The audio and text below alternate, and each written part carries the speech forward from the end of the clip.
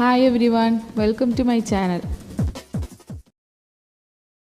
ഇന്നത്തെ വീഡിയോയിൽ കാണിക്കാനായിട്ട് പോകുന്നത് പത്തിരി ഉണ്ടാക്കുന്നതുമായി ബന്ധപ്പെട്ടിട്ടുള്ള കുറച്ച് ടിപ്സാണ്. വീട്ടിൽ പത്തിരി ഉണ്ടാക്കലുള്ളവർക്ക് എല്ലാവർക്കും തന്നെ ഉപകാരപ്പെടുന്ന കുറച്ച് കാര്യങ്ങളാണ്. അപ്പോൾ എല്ലാവരും തന്നെ വീഡിയോ കണ്ടു നോക്കൂ. ആദ്യമായിട്ട് പറയാൻ പോകുന്നത് അരിപ്പൊടി വാട്ടിയെടുക്കുന്ന സമയത്ത് ചെയ്യേണ്ട ഒരു കാര്യമാണ്.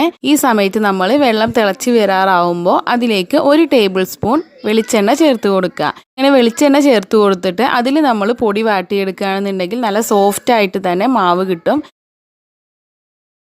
രണ്ടാമത്തെ ടിപ്പ് എന്താണെന്ന് വെച്ചാൽ നമ്മൾ വാട്ടിയെടുത്ത പൊടി കയ്യിലൊന്നും ആവാണ്ട് വളരെ പെട്ടെന്ന് തന്നെ നല്ല സോഫ്റ്റ് ആയിട്ട് കുഴച്ചെടുക്കാനുള്ള ഒരു ടിപ്പാണ്. അതുപോലെ തന്നെ പെട്ടെന്ന് തന്നെ കുഴച്ചെടുക്കാനായിട്ടും പറ്റും. അപ്പോൾ ഇതിനായിട്ട് ഞാൻ ഈ മാവ് ഒരു പാത്രത്തിലേക്ക് ഇട്ട് കൊടുക്കുകയാണ്. നല്ല ചൂടുള്ള മാവാണ്.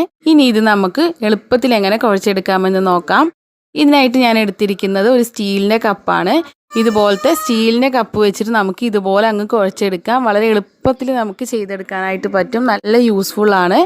നല്ല പോലെ കുഴഞ്ഞു കിട്ടും. നമ്മുടെ കയ്യിലൊന്നും ആവില്ല. ഈ മാവ് ഇങ്ങനെ പരന്നു പോയിട്ടുണ്ടെങ്കിൽ ഇതുപോലെ കപ്പ് കൊണ്ട് തന്നെ കോരി കൂട്ടി കൊടുത്തിട്ട് ഇതുപോലെ നല്ല പോലെ അങ്ങ് കുഴച്ചെടുത്താൽ മതി. കപ്പ് കൊണ്ട് കുഴച്ചെടുത്തതാണിത്.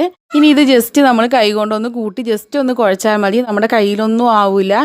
ചൂടുള്ള മാവ് കുഴച്ചെടുക്കുന്ന ആ ഒരു പ്രശ്നവും ഒഴിവാക്കാനായിട്ട് പറ്റും. അപ്പോൾ നമുക്ക് ഈസി ആയിട്ട് ഒരു കപ്പ് ഉണ്ടെങ്കിൽ ഇതുപോലെ നല്ല പോലെ തന്നെ കുഴച്ചെടുക്കാനായിട്ട് പറ്റും.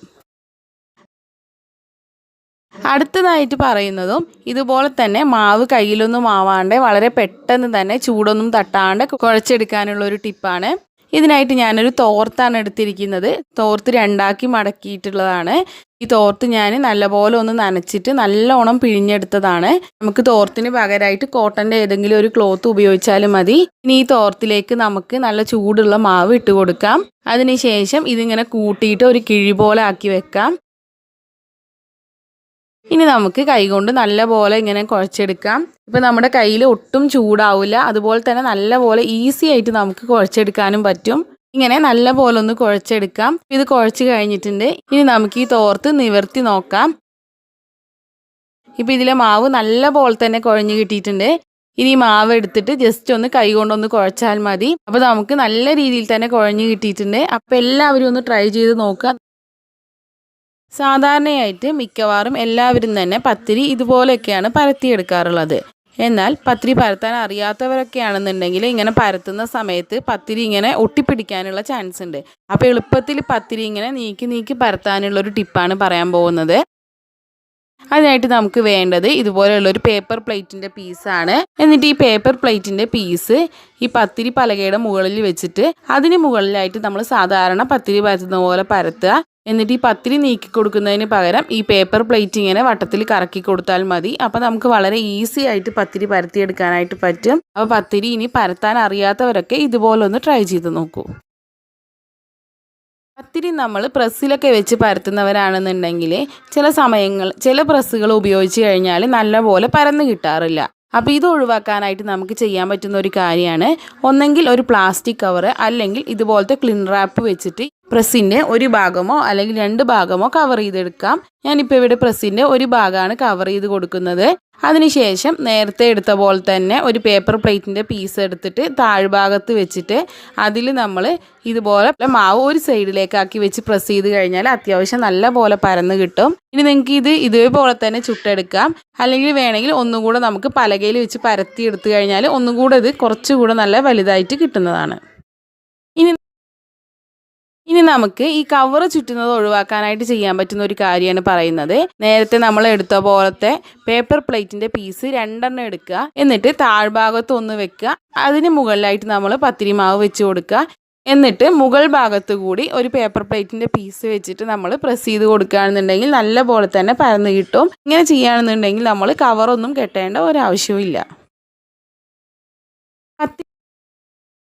പത്തിരി പരത്താൻ അറിയാത്തവരും അതുപോലെ തന്നെ നമ്മൾ പത്തിരി മാവ് കുഴയ്ക്കുമ്പോൾ നല്ലപോലെ കുഴഞ്ഞ് കിട്ടിയിട്ടൊക്കെ ഇല്ലാന്നുണ്ടെങ്കിൽ ഇതുപോലെ പത്തിരി പരത്തി എടുത്തു കഴിഞ്ഞാൽ സൈഡ് ഭാവമൊക്കെ ഇങ്ങനെ പൊട്ടി വരാറുണ്ട്. അപ്പോൾ നമ്മൾ ഗസ്റ്റൊക്കെ വരുന്ന സമയത്താണെങ്കിൽ പത്തിരി ഇതുപോലെ കൊടുക്കുമ്പോൾ നമുക്കൊരു മോശമായിട്ട് തോന്നാറുണ്ട്. അങ്ങനെയുള്ള സമയത്ത് നമ്മുടെ കയ്യിൽ ഇതുപോലെയുള്ള റൗണ്ട് ഷേപ്പിലുള്ള ബൗളോ അല്ലെങ്കിൽ പ്ലേറ്റുകളോ ഒക്കെ ഉണ്ടെങ്കിൽ അത് വെച്ചിട്ട് നമുക്ക് ഈ പത്തിരി കട്ട് ചെയ്തെടുത്തിട്ട് ചുട്ടെടുക്കാവുന്നതാണ്. അപ്പോൾ നല്ല റൗണ്ട് ഷേപ്പിലുള്ള പത്തിരി കിട്ടും. അപ്പോൾ നമ്മൾ പത്തിരി പരത്തുന്ന സമയത്ത് അറ്റഭാഗം ഇങ്ങനെ പൊട്ടിപ്പോയാലും കുഴപ്പമൊന്നുമില്ല. നമ്മൾ നമ്മൾ പത്തിരി പരത്തി കഴിഞ്ഞാൽ ഇതേപോലെ കുറച്ച് പത്തിരിപ്പൊടിയൊക്കെ ഇങ്ങനെ ബാക്കി ഉണ്ടാവാറുണ്ട്. അപ്പോൾ ഈ പത്തിരിപ്പൊടി നമ്മൾ കളയേണ്ട ആവശ്യമില്ല. ഇത് നമുക്ക് എടുത്തു വെച്ച് കഴിഞ്ഞാൽ വീണ്ടും അടുത്ത പ്രാവശ്യം യൂസ് ചെയ്യാനായിട്ട് പറ്റും.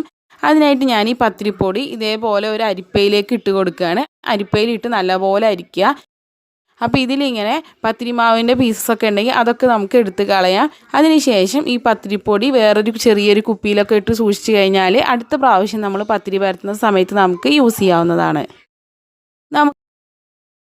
നമുക്ക് 1-2 ദിവസത്തേനൊക്കെയുള്ള പത്തിരി ഒരുമിച്ച് പരത്തി സൂക്ഷിച്ച് വെക്കാവുന്നതാണ്. എങ്ങനെയാണെന്ന് ഞാൻ കാണിക്കാം. ഇതുപോലെയുള്ള ഒരു പ്ലാസ്റ്റിക് പാത്രം എടുക്കുക. അതിനുള്ളിലേക്കായിട്ട് നമുക്ക് ഒരു ബട്ടർ പേപ്പർ വെച്ച് കൊടുക്കാം. നമുക്ക് വേണമെങ്കിൽ കുറച്ച് കട്ടിയുള്ള ടിഷ്യൂ പേപ്പറും യൂസ് ചെയ്യാം. ന്യൂസ് പേപ്പർ യൂസ് ചെയ്യുന്നത് അത്ര നല്ലതല്ല. ഇനി ഇതിന് മുകളിലേക്ക് നമുക്ക് ഒരു ദിവസത്തേനുള്ള പത്തിരി വെച്ച് കൊടുക്കാം. അതിനുശേഷം അതിന് മുകളിലായിട്ട് വീണ്ടും ബട്ടർ പേപ്പർ വെച്ച് കൊടുക്കാം. എന്നിട്ട് നമുക്ക് അടുത്ത ദിവസത്തേക്കുള്ള പത്തിരി വെക്കാം. ഇതിന് മുകളിലായിട്ട് അടുത്ത ലെയർ ബട്ടർ പേപ്പർ വെച്ച് കൊടുക്കാം. ഇത് നല്ലപോലെ കവർ ചെയ്തിട്ട് ഈ പാത്രം അടച്ച് നമുക്ക് ഫ്രിഡ്ജിൽ വെച്ച് സൂക്ഷിക്കാവുന്നതാണ്. ഇനി നമുക്ക് ഓരോ ദിവസത്തിനായിട്ട് ഇതിന് മുകളിൽ ബട്ടർ പേപ്പർ മാറ്റിയിട്ട് ഏറ്റവും മുകളിൽ വെച്ചിട്ടുള്ള പത്തിരി എടുക്കാം. എന്നിട്ട് നമുക്ക് ഇതേപോലെ തന്നെ വെച്ച് ഫ്രിഡ്ജിൽ സൂക്ഷിക്കാവുന്നതാണ്. ഇങ്ങനെ നമുക്ക് 2-3 ദിവസത്തിനൊക്കെയുള്ള പത്തിരി ഒരുമിച്ച് പരത്തുകയാണെന്നുണ്ടെങ്കിൽ ഫ്രിഡ്ജിൽ വെച്ച് സൂക്ഷിക്കാവുന്നതാണ്.